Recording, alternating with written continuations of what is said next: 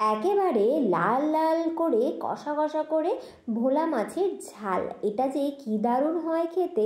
আর যেহেতু মাছটায় বেশি কাটা নেই, তাই ছোটরাও কিন্তু এই রান্নাটা খেতে খুব ভালোবাসে।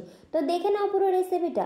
প্রথমেই আমি নিয়ে নিয়েছি ভোলা মাছ, আর সেগুলোতে পরিমাণ মতো নুন আর একটু হলুদ গুঁড়ো দিয়ে ভালো করে মেখে নেব। অনেকেই আছে যারা এই ভোলা মাছটা খেতে পছন্দ করে না, কিন্তু তারা যদি একবার এইভাবে আমার রেসিপি ফলো করে বাড়িতে বানিয়ে দেখে, দারুণ লাগবে খেতে, একদম মাংসের টেস্টের মতো হবে গ্রেভিটা। তো প্রথমে একটা মিক্সারে পেস্ট বানিয়ে নিয়েছি কয়েক কোয়া রসুন, একটু আদা, আর দিয়েছি কয়েকটা শুকনো লঙ্কা। চাইলে তোমরা কাঁচা লঙ্কার ব্যবহার বা গুঁড়ো লঙ্কাও দিতে পারো। এবার অল্প করে একটু জল দিয়ে মিক্সিতে সবটা একসাথে খুব ভালো করে মিহি করে একটা পেস্ট করে নেব। দেখো আমাদের মশলা একেবারে রেডি। এবার কড়াইতে দিয়ে দিচ্ছি তেল, আর তেলটা খুব ভালো করে গরম করে নিতে হবে, না হলে কিন্তু মাছ ভাজার সময় ভেঙে যেতে পারে। তাই ভালো করে তেল গরম করে প্রত্যেকটা মাছকে দুপাশ খুব ভালো করে একদম কড়া কড়া করে ভেজে নেব। দেখো আমাদের একটা মাছ ভাজা হয়ে গেছে।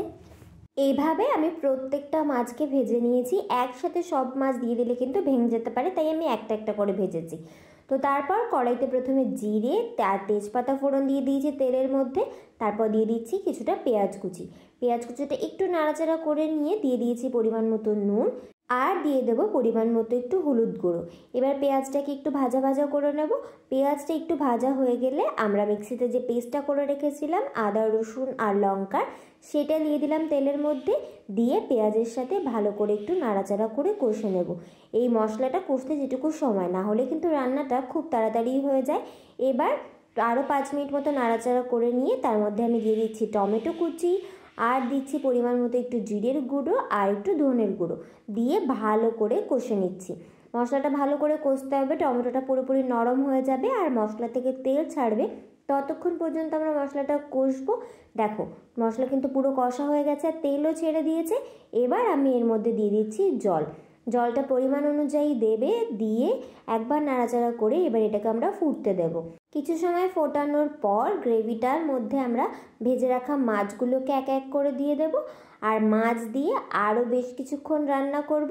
মানে মোটামুটি ওই 5 মিনিট মতো রান্না করলেই হবে, তাহলেই কিন্তু আমাদের রান্না শেষ।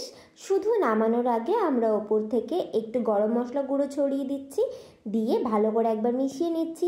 আমাদের লাল লাল ঝাল ঝাল ভোলা মাছের ঝাল কিন্তু রেডি। এটা কিন্তু দুর্দান্ত হয় খেতে, খুবই ভালো লাগে। তাই তোমরা তাড়াতাড়ি একবার বাড়িতে ট্রাই করে দেখো। আর ভিডিওটা ভালো লাগলে অবশ্যই একটা লাইক করে দিও, চ্যানেলটা সাবস্ক্রাইব করে বেল আইকনটা ক্লিক করে রেখো, যাতে নতুন ভিডিও আসলেই তোমাদের কাছে নোটিফিকেশন পৌঁছে যায়।